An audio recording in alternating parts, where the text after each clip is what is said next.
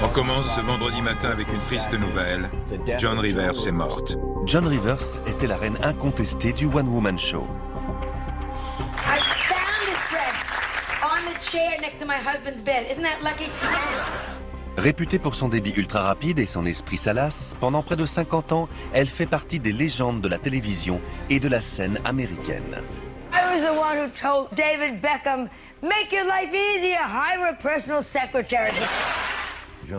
Joan a donné la vocation à plein de femmes humoristes actuelles. Elle leur a ouvert la voie. Sans elle, nos comiques n'auraient jamais osé se lâcher à ce point. C'est Joan qui le leur a permis. À 80 ans passés, Joan séduit un public beaucoup plus jeune grâce à Fashion Police, son grand rendez-vous hebdomadaire. Mais à 13h17, le 4 septembre 2014, à l'hôpital Mount Sinai de New York, après un banal examen exploratoire de la gorge, Joan Rivers est déclarée morte.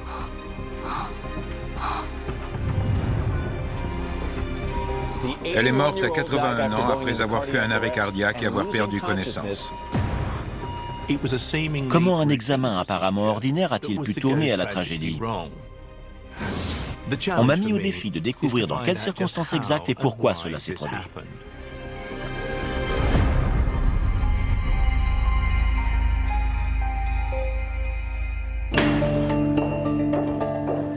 Le docteur Jason Payne James est un expert en médecine légale de renommée mondiale. À la demande de la National Crime Agency, de Scotland Yard et des gouvernements britanniques et américains, il a notamment travaillé sur les meurtres de Soham et l'affaire Baby P. Voici le dossier médical sur le décès de Joan Rivers. Avec d'autres informations que j'ai pu rassembler, il va nous fournir de précieux indices sur son mode de vie. Grâce à cela, j'espère pouvoir mettre le doigt sur les vraies raisons de sa mort prématurée. «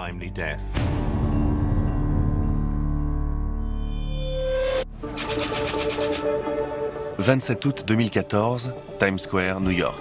8 jours avant sa mort. Joan est sur scène au théâtre Laurie Beachman, l'un de ses lieux préférés pour jouer la comédie. À 81 ans, Joan Rivers n'a jamais été aussi occupée. Son planning de ministre l'oblige à voyager plusieurs fois par semaine entre Los Angeles et New York. Tout au long de sa carrière, elle est restée la femme la plus ambitieuse que j'ai jamais connue. Avec elle, c'était travail, travail et encore travail. Et Melissa. De longues années durant, sa fille Melissa a travaillé avec elle dans le milieu du spectacle. Elles ont même été co-présentatrices. 20h40. Sur scène, Joan est comme toujours enjouée et caustique. Parmi le public se trouve Shade Roop, inconditionnel de longue date. J'étais tellement content de revenir la voir jouer. C'était le cadeau d'anniversaire que je m'étais offert. Et je suis ravi d'avoir fait ce choix. Pendant le spectacle, Joan se moque de tout, y compris de sa propre mort. Et à un moment, elle sort sa vanne. Et elle dit « J'ai 81 ans quand même. Je pourrais très bien claquer de main. Comme ça. » J'étais sidéré. J'avais devant moi une pile électrique de 81 ans. Et ce que je voyais, c'était plutôt une espèce de quadragénaire pimpante qui bondissait aux quatre coins de la scène. Ce soir-là, c'est la première fois que j'ai vu autant de dynamisme chez un être humain.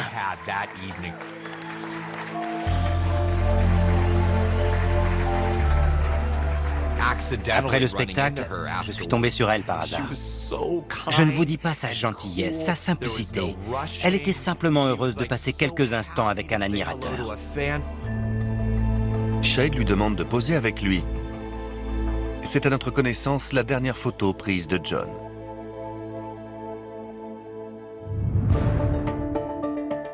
D'après le rapport médical, je constate que Melissa Rivers, la fille de Joan, s'est opposée à son autopsie pour motif religieux. Sa mère était juive.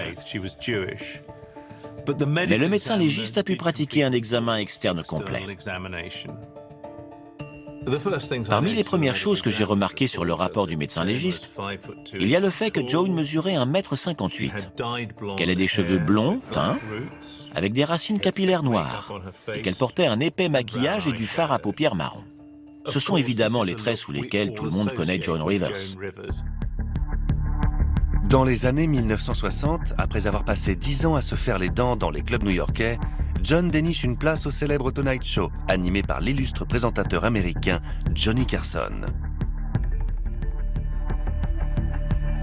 Quand Joan Rivers s'est retrouvée aux côtés de Johnny, elle a tout de suite fait un tabac, parce que son énergie était une chose que les gens n'avaient encore jamais vue. John bâtit sa popularité en tournant en dérision des sujets tabous sur les chaînes nationales. Elle réussit à s'assurer 50 ans de carrière dans une industrie du stand-up dominée par les hommes et fait figure de précurseur chez les femmes humoristes. Je pense qu'on la considérera toujours comme la mère spirituelle du genre qu'elle a lancé. Elle a ouvert la voie à tellement de femmes comiques actuelles. 27 août 2014, 22h45, au cœur de Manhattan. John dîne avec Jay Redak, son vieil ami et co-auteur depuis 40 ans. Ce soir-là, c'était John tout craché. Enjouée, contente de tout, enchantée de la façon dont sa carrière avançait. Elle resplendissait. Et pour rien au monde, on aurait pensé qu'elle avait un problème de santé. Je me souviens qu'on a évoqué notre âge. Je lui ai dit... Ma vieille, si je pars le premier, le collectionneur que je suis te lèguera un superbe tableau. Mais si c'est toi, qu'est-ce que tu me laisseras? Et je crois qu'elle a dit Mélissa plus quelques paires de chaussures. Mais une chose tracasse John. Elle m'a dit qu'elle avait une consultation le lendemain matin. J'ai la voix un peu râpeuse, a-t-elle précisé. Elle ne se préoccupait pas du tout de l'examen qu'elle allait subir. Elle ne se faisait pas de soucis. Les antécédents médicaux de John laissent penser qu'elle n'a effectivement aucun souci à se faire. Joan ne fumait pas et elle s'autorisait un verre de vin seulement à de rares occasions. Elle prenait beaucoup de vitamines et de minéraux en complément de son régime. Globalement, c'était une femme plutôt très en forme pour son âge. Mais dans son dossier, le Dr Payne James repère un détail peut-être alarmant. J'ai remarqué que Joan prenait une dose quotidienne de fumarate de posyprolol. C'est un bêta-bloquant utilisé pour traiter l'hypertension artérielle. Cet indice est important. J'espère qu'en cas d'intervention chirurgicale, ces médecins surveillaient de près sa tension. Car en cas de variation trop importante, Joan risquait une attaque ou un collapsus cardiovasculaire. 28 août 2014, 8 heures, au nord-est de New York. 7 jours avant sa mort, John Rivers arrive au cabinet Yorkville d'endoscopie digestive avec son ami et médecin attitré, le docteur Gwen Korovin, pour un banal examen. John ne s'inquiète pas outre mesure. Elle a déjà souffert de maux de gorge, mais elle les a toujours pris à la légère. Good morning, Joan. How are you? No voice. Are you kidding me? No voice. And we're doing fashion plates tomorrow night. So I've had a signer. You want to see the sign for orgasm? Sure. Do you want to see faking orgasm? Sure.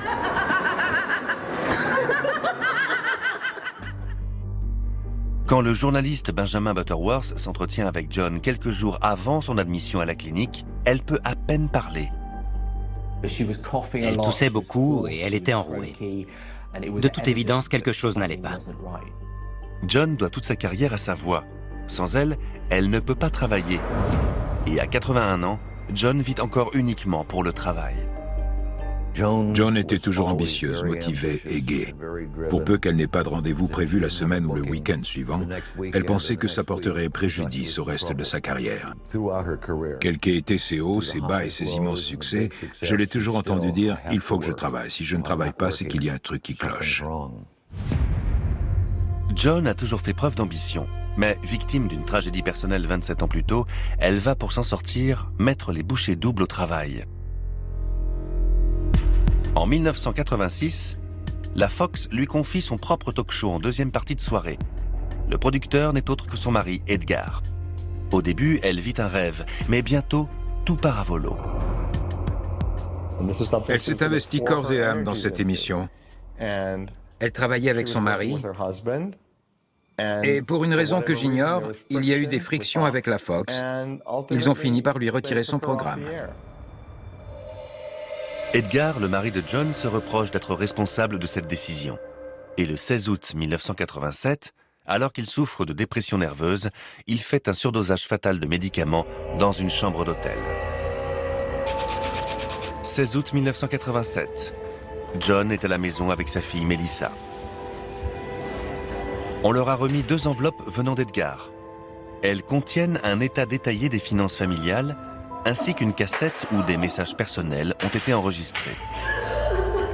C'est en fait la lettre de suicide d'Edgar.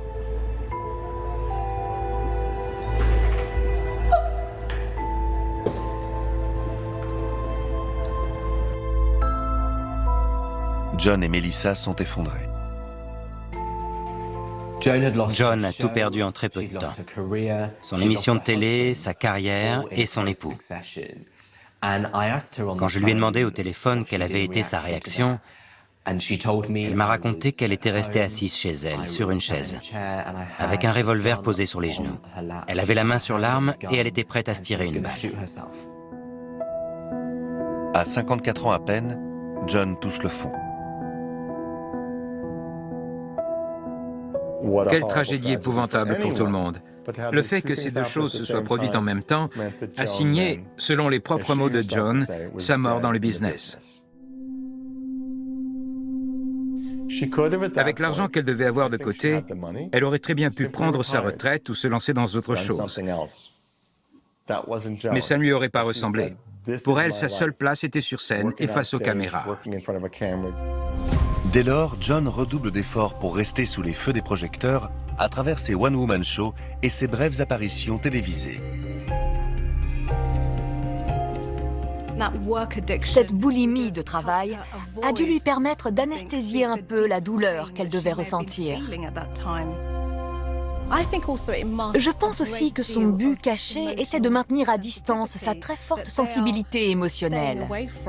Comme si cette addiction au travail lui permettait de se distraire un peu du tourment intérieur auquel elle était en proie.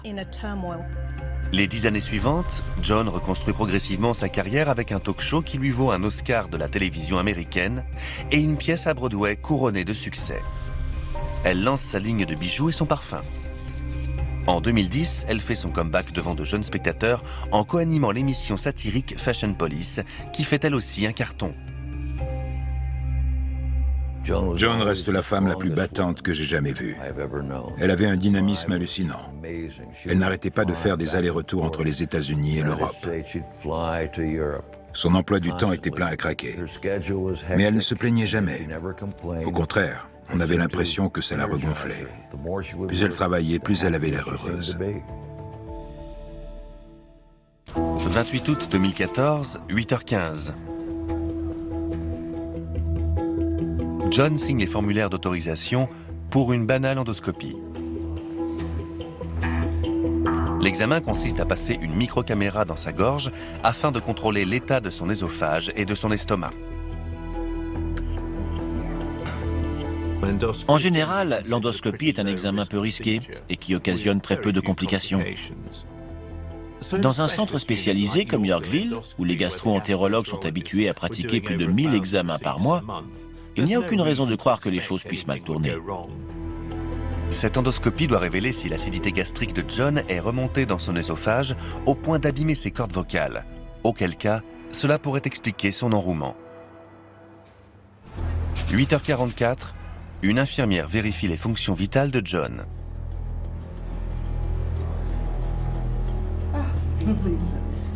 Je lis dans le rapport médical qu'au moment où l'on s'apprête à la transférer à la salle d'examen, sa tension est de 118 sur 80, son pouls de 62 pulsations par minute, sa fréquence respiratoire de 16 et sa saturation en oxygène de 100%. Il n'y a donc aucune raison de croire qu'un problème puisse arriver. 9h. On emmène John en salle d'examen. Le docteur Gwen Korovin, spécialiste ORL et médecin personnel de John, l'accompagne.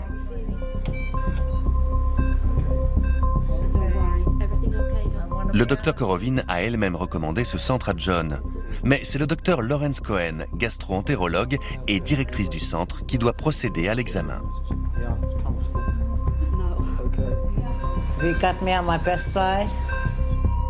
Le déroulement des 47 prochaines minutes fait toujours débat. Seules les personnes présentes dans la salle savent vraiment ce qui s'est passé. Leurs récits diffèrent considérablement. On commence par injecter à John du propofol. Cette dose de sédatif doit la placer dans un état semi-conscient. Comme tout anesthésiant, le propofol comporte des risques. Le propofol affecte le fonctionnement cérébral et peut provoquer une activité cardiaque anormale susceptible d'abaisser la tension et de réduire la quantité d'oxygène envoyée dans l'organisme. En quelques minutes, le propofol fait effet. John a été placé dans la position permettant au Dr Cohen de pratiquer l'endoscopie. Mais d'après l'interrogatoire de l'anesthésiste, à partir de 9h09, les choses ne se passent pas comme prévu. Selon l'anesthésiste, le docteur René Bancoula, le docteur Cohen devait pratiquer l'endoscopie digestive haute. Mais le docteur Gwen Korovin décide de procéder à une laryngoscopie transnasale. Si c'est vrai, c'est une grave infraction au protocole, car John n'a pas donné son accord écrit pour un examen auquel on ne l'a pas préparé, et le docteur Korovin n'est pas autorisé à pratiquer quelque examen que ce soit dans le centre. D'après les documents légaux, le docteur Korovin a formellement nié avoir entrepris cet examen. Mais le docteur Cohen a déclaré au médecin légiste que la laryngoscopie avait bien eu lieu. C'est non seulement écrit dans le rapport de la clinique, mais Mariella Sabillon, technicienne en endoscopie, a elle aussi témoigné dans ce sens. La laryngoscopie était en effet susceptible d'offrir une meilleure vue de la gorge enrouée de John. La laryngoscopie transnasale consiste à faire passer un petit télescope flexible par les narines pour avoir une vision directe du larynx. Ainsi, on voit parfaitement les cordes vocales et l'on peut détecter rapidement d'éventuelles anomalies. Le docteur Cohen a déclaré au médecin légiste que des mucosités auraient empêché le docteur Korovin d'observer correctement les cordes vocales de John. Mais quelques minutes à peine après que le docteur Korovin a commencé cette laryngoscopie, les fonctions vitales des principaux organes de John ont commencé à flancher. Le dossier médical indique qu'à 9h12, ses niveaux de saturation en oxygène sont de 92%. À peu près une demi-heure plus tôt, à 8h44, ils étaient à 100%. Ils ont donc baissé. Tout niveau inférieur à 95% de son fonctionnement normal doit éveiller l'inquiétude. On décide d'insuffler de l'oxygène à John pour faire remonter ses niveaux de saturation. Et il remonte.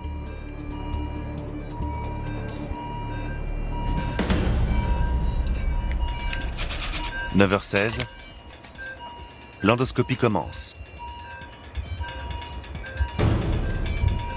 Le docteur Cohen commence par insérer le télescope dans l'ésophage de John.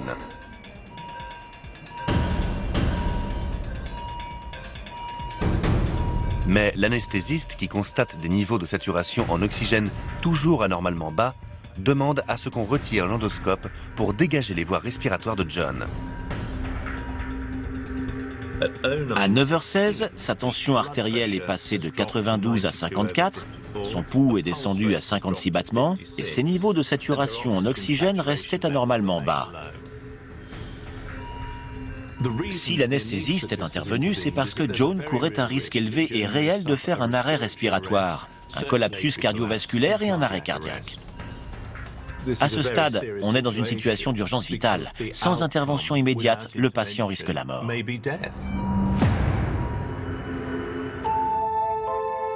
Chaque fois qu'une personne doit subir une intervention, elle court un risque que quelque chose se passe mal. Mais ce risque, John l'avait déjà pris plusieurs fois.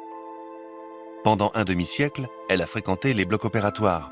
Mais pas pour se faire soigner d'une maladie. Tout le monde le sait, John Rivers était une inconditionnelle de la chirurgie esthétique.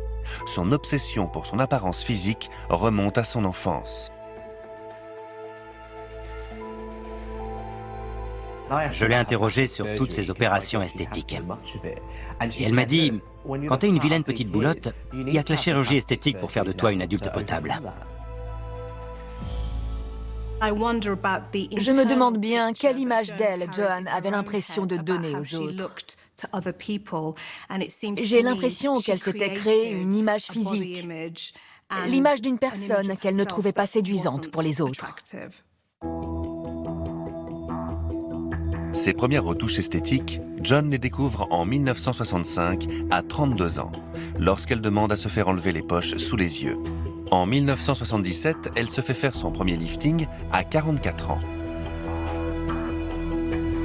Plus John est célèbre, plus on la prend en photo, et plus elle a l'impression de voir ses imperfections.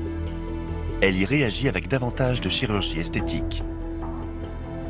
Dans l'industrie du spectacle, les gens veulent toujours se montrer sous leur meilleur jour. Et il est possible qu'à Hollywood, beaucoup de gens aient recours au lifting d'une manière naturelle, sans même y réfléchir. Je me demande aussi si John n'a pas considéré cette solution comme faisant partie intégrante d'un contrat global.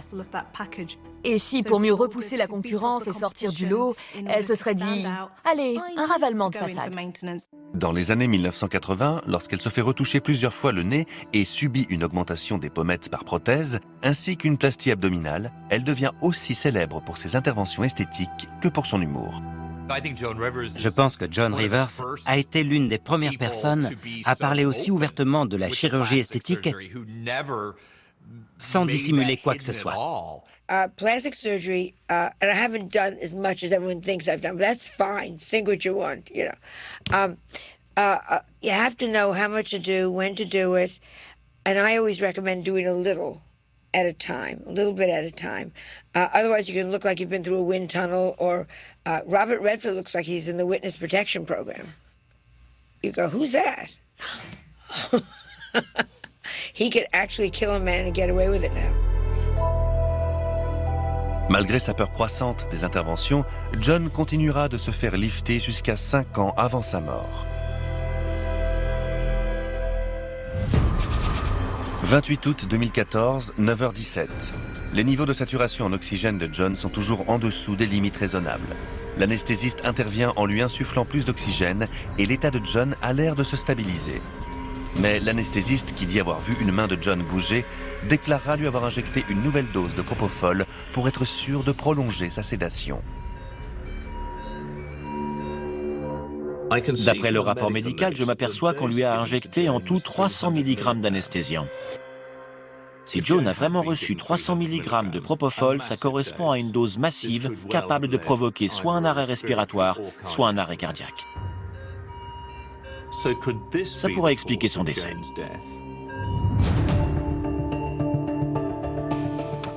Mais un rapport rendu au médecin légiste fait état d'une erreur de saisie. En réalité, Joan Rivers n'a reçu que 120 mg de propofol, soit une dose normale. Par conséquent, je ne pense pas que la mort brusque et tragique de Joan soit due à un surdosage d'anesthésiant. 28 août 2014, 9h18. Centre Yorkville d'endoscopie, New York. Le docteur Lawrence Cohen poursuit l'endoscopie. L'examen doit permettre d'ausculter l'œsophage et l'estomac de John Rivers pour trouver la cause de son enrouement.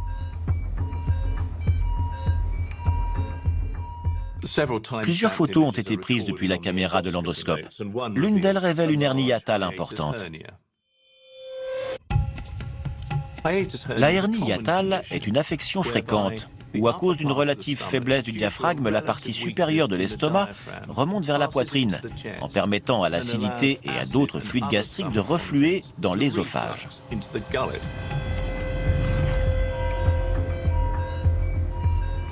L'acidité refluant dans son œsophage peut très bien expliquer ses problèmes d'enrouement. Mais elle peut être aussi la cause d'une chose beaucoup plus ennuyeuse. L'exposition prolongée à l'acidité peut avoir des effets nuisibles. Et s'ils ne sont pas soignés, ils peuvent provoquer un cancer de l'œsophage. Si la gorge de John ne présente pas de signes de tissu cancéreux, les médecins y détectent tout de même une grosseur. Je lis qu'au moment où il retire l'endoscope, il remarque qu'un œdème rétinoïde a grossi tout près de ses cordes vocales. Mais rien ne prouve que ce gonflement soit responsable de son enrouement. L'endoscopie est terminée et ce devrait être la fin de l'examen. Or, c'est à peu près à ce moment-là que les fonctions vitales de John se dégradent sérieusement. Sa tension chute de façon spectaculaire puisqu'elle passe de 84 à 40. Son pouls est à 47 et sa saturation en oxygène reste basse à 92%. Elle est dans ce qu'on appelle un état critique. Pourtant, au dire de l'anesthésiste et de la technicienne en endoscopie, Gwen Korovin, la doctoresse attitrée de John, décide d'inspecter à nouveau les cordes vocales de sa patiente, malgré l'interdiction qui lui est faite d'opérer dans ce centre. L'anesthésiste a beau exprimer son inquiétude sur cet examen imprévu à cause de la grosseur repérée dans la gorge de John, le Dr Cohen passe outre son avertissement. Dans les documents d'enquête, le Dr Korovin nie avoir pratiqué toute la laryngoscopie. C'est à ce moment-là, toujours d'après le témoignage de l'anesthésiste et de la technicienne en endoscopie, que le docteur sort son téléphone portable et prend une photo en disant « Ça devrait intéresser John de voir ça en salle de réveil ». Mais le docteur Cohen nie les faits. D'un point de vue éthique, c'est un geste déplacé qui déconcentre fortement l'équipe pendant l'examen. D'après la double déposition de l'anesthésiste et de la technicienne, le Dr Korovin commence la deuxième laryngoscopie, alors même que les fonctions vitales de John continuent de s'affaiblir. Si personne ne s'en occupe vite, la patiente risque de graves complications comme une attaque, ou pire, un arrêt cardiaque ou un arrêt respiratoire. À ce stade, d'après l'anesthésiste, le Dr Korovin enlève le télescope pour que John reçoive d'urgence une assistance respiratoire. On doit lui appliquer un masque, mais il ne fonctionne pas. Quelque chose empêche l'oxygène d'arriver dans les poumons de John. Là, ils ont couru un grand danger. D'après le rapport écrit du docteur Bankula, le docteur Korovin a eu du mal à insuffler l'oxygène dans les poumons de John à l'aide d'un embu, un masque respiratoire. Si ces voies respiratoires ne sont pas dégagées immédiatement, elles risquent un ralentissement du pouls et une baisse des niveaux d'oxygène qui peuvent conduire à la mort. Tandis que les médecins luttent pour alimenter John en oxygène, un autre problème survient. Le Dr Korovin s'inquiète de ne plus sentir le pouls de sa patiente. Quand on n'arrive plus à sentir le pouls, soit la tension est trop basse pour que le bout des doigts perçoive les battements, soit le cœur a déjà cessé de battre. 9h28. D'après le rapport du centre Yorkville, John est maintenant en arrêt cardiaque. Le docteur Cohen court chercher de l'aide. Elle revient 1 minute plus tard avec une autre anesthésiste. À 9h30, elle commence une réanimation cardio-pulmonaire pour essayer de faire circuler le sang et l'oxygène vers les organes vitaux. La survie du cerveau dépend du sang oxygéné. S'il n'en reçoit pas assez, la victime risque des lésions cérébrales irréversibles. Il faut faire repartir le cœur de John. Les médecins lui injectent de l'adrénaline. Cela fonctionne. Son pouls revient. Mais l'embu ne fonctionne pas mieux et John ne reçoit toujours pas assez d'air.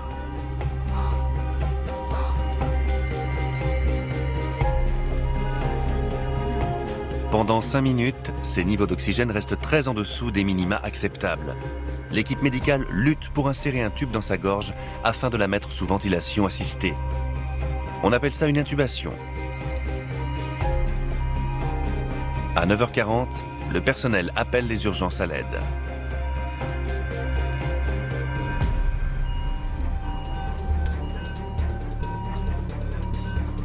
À 9h47, John est enfin intubé. Les secours arrivent, mais John n'est toujours pas hors de danger. D'après son dossier médical, à 9h48, sa tension est de 184 sur 132 avec un pouls à 142. C'est très rapide. Le cœur de cette vieille dame a été mis à rude épreuve. Qui plus est, ses niveaux d'oxygène sont de 87%. Certes, ils sont descendus plus bas que ça, mais ils sont encore très insuffisants et je m'inquiète beaucoup pour la quantité d'oxygène qui alimente son cerveau. Les urgentistes conduisent rapidement John à l'hôpital Mount Sinai tout proche. Entre-temps, la nouvelle s'est répandue.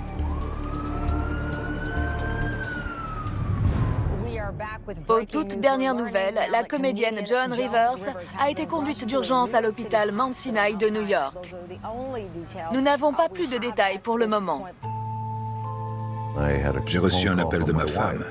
Elle m'a dit « Tu as entendu ce qui s'est passé ?»« Quoi donc ?» Elle a dit « Ils ont emmené John à l'hôpital. » On avait dîné ensemble à peine quelques heures plus tôt. Je n'ai pas arrêté de me demander « Mon Dieu, qu'est-ce qui a bien pu lui arriver ?» Les emails ont commencé à tomber. Chaque fois, c'était la même question. T'as entendu ce qui est arrivé à John Rivers? Et moi, mais bon sang, de quoi vous parlez? Je viens de la voir sur scène, c'est quoi ce délire? Je les ai même rassurés, vous inquiétez pas, elle va bien, je l'ai vue hier soir. Oubliez ça, elle sera sortie dans une heure.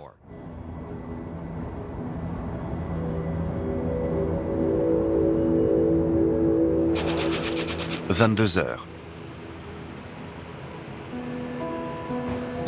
John est maintenant en soins intensifs, mais son état est stable. Sa fille Melissa, qui a pris le premier avion depuis Los Angeles, veille de longues heures à son chevet. Les amis intimes de John attendent des nouvelles rassurantes. J'étais loin d'imaginer la gravité de son état. C'était très perturbant, très déprimant. C'était incroyable, tragique. Comment une chose pareille pouvait-elle lui arriver ?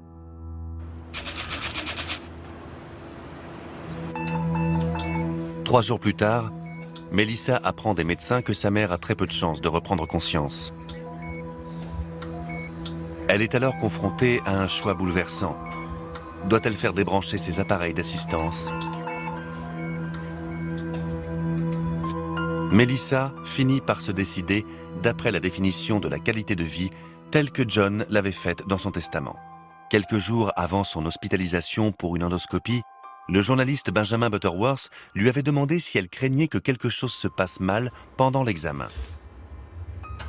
J'ai demandé à John, que feriez-vous si vous aviez un souci de santé et que ça tournait mal? Parce qu'au moment de l'interview, elle avait tout de même 81 ans et c'était une chose plausible en soi, même si je n'y croyais pas vraiment. Et John m'a répondu, écoute, si quelque chose se passait mal, je mettrais fin à mes jours, parce que je n'aurais plus envie de continuer.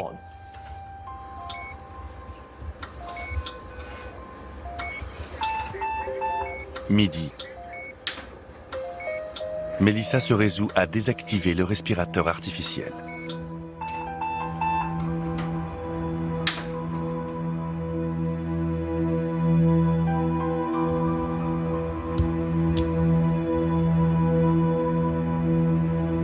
À 13h17, John Rivers est déclarée morte.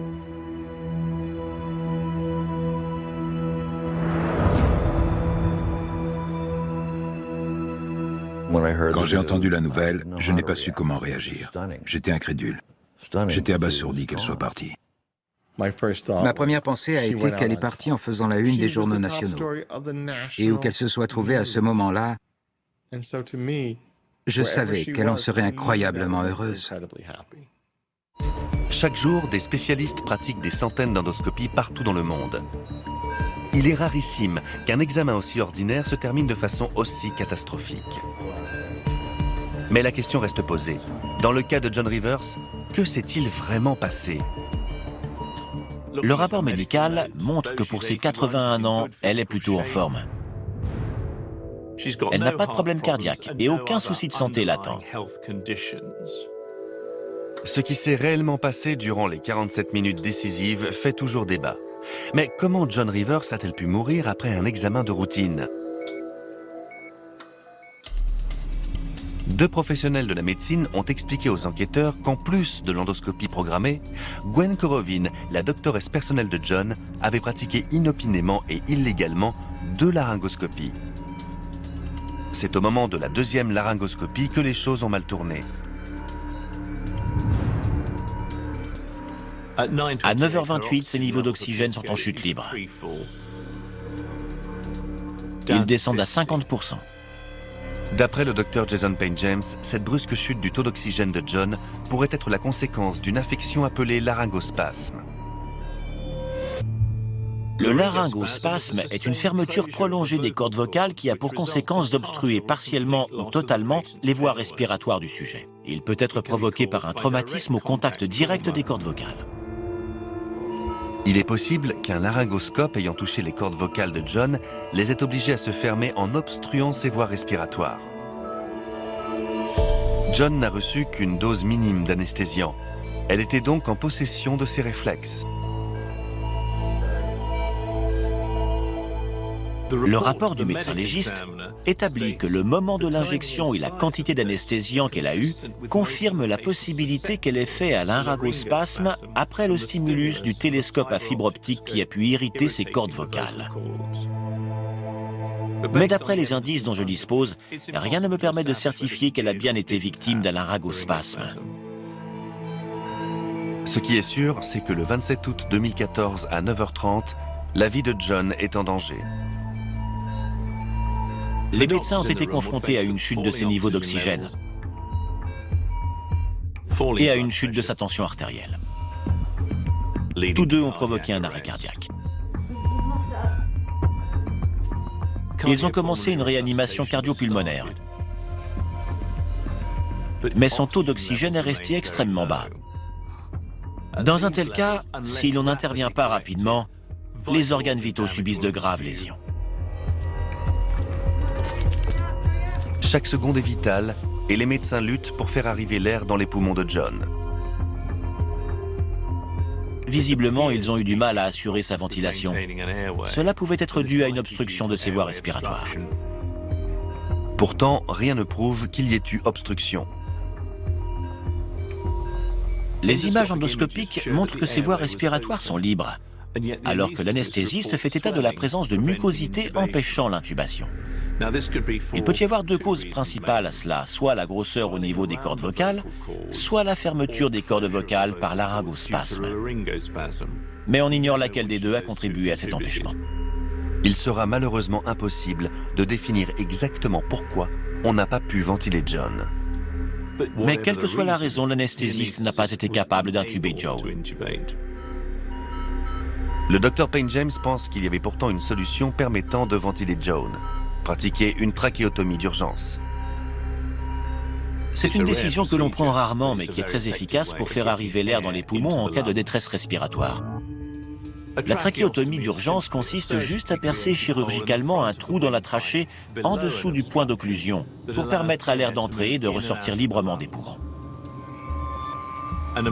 Tous les anesthésistes et tous les chirurgiens devraient être capables de la pratiquer.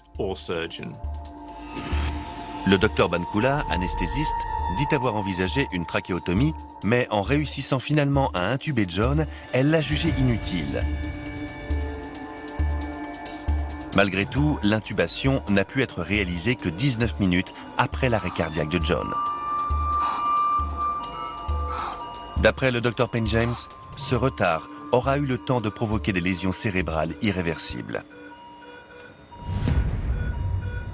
Si ses voies respiratoires étaient complètement obstruées, une trachéotomie d'urgence aurait sans doute pu lui sauver la vie.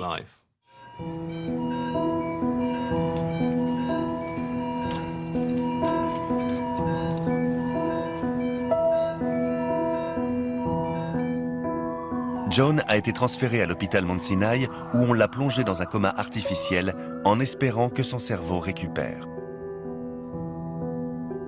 Le rapport fait au médecin légiste explique que Joan n'a jamais repris conscience et qu'elle est restée comateuse jusqu'à sa mort. Les scanners cérébraux ont confirmé une anoxie cérébrale générale. Ça veut dire que son cerveau a été privé d'oxygène pendant un long moment.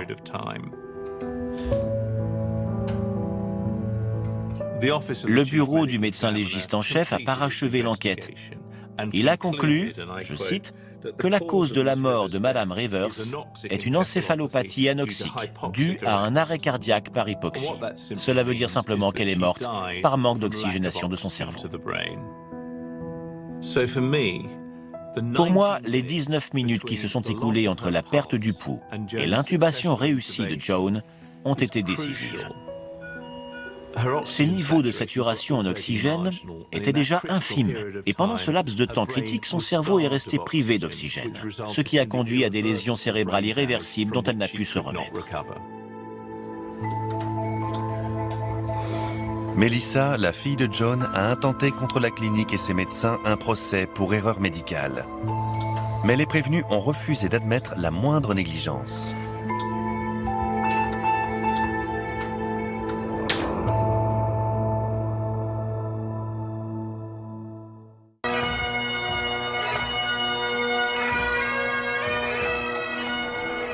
Trois jours après sa mort, a lieu à New York une messe en l'honneur de Joan.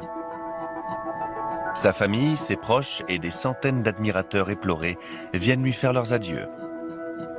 She cared so much about the audience, she cared so much about her craft, and she cared so much about the community. Joan attachait beaucoup d'importance à l'intérêt que le public lui manifestait. Elle voulait que les gens se souviennent qu'il fallait absolument compter avec elle. Joan Rivers, je la place vraiment tout en haut de l'affiche, là où personne n'est jamais arrivé. Pour moi, elle reste le monument absolu de la comédie américaine. Je me suis dit, c'est exactement ce qu'elle aurait voulu. Je pense qu'elle aurait adoré chaque minute de cette cérémonie. Je pense que cette grande dame qui était extrêmement drôle, intrépide et merveilleuse va beaucoup manquer au monde entier. Et pour ceux qui la connaissaient intimement, elle était excessivement généreuse. Je vous assure que Joan va me manquer plus que je ne peux l'exprimer, et plus que n'importe quelle autre personne dans ma vie.